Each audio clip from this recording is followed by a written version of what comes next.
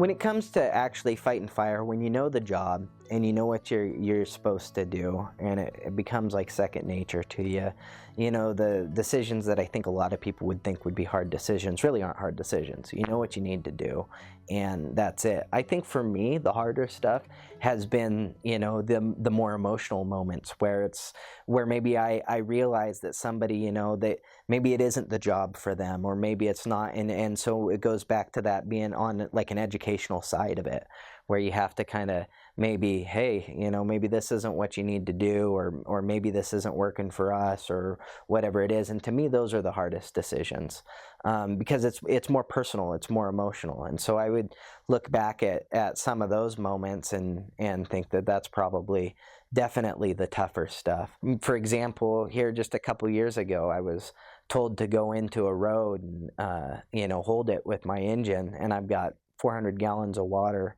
and you know, two guys with me, you know, three total, and they just dropped 2 loads of water on it from a tanker, and you know, it was about to jump the road, and they weren't holding it, and it's just thick forest all around, there's no turnaround, and they want me to go in there. And you know, I mean, to me, that's an intense moment, but it wasn't a hard decision. I wasn't going to do it. You know, I'm not going to go into that sort of situation. And, you know, I'm talking to the guys on the radio, and they say, well, you know, Airtac said that the road looks clear. And I said, well, you know, they're in the air. I'm on, you know, I got 4 wheels and I'm on the ground. I mean, that's a totally different situation. I'm not going to put myself in a place where I'm going down a road that I haven't personally scouted, that I don't know, you know, that there's a safe way for me to get out of, that you can't slow down with your tanker drops.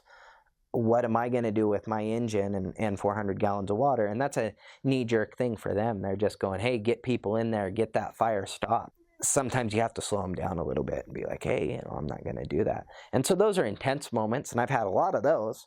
But that's, again, that's a totally different thing. That's not a difficult decision for me, because I know, you know, I know what my equipment's capable of, I know what my crew's capable of, and I know what I'm capable of.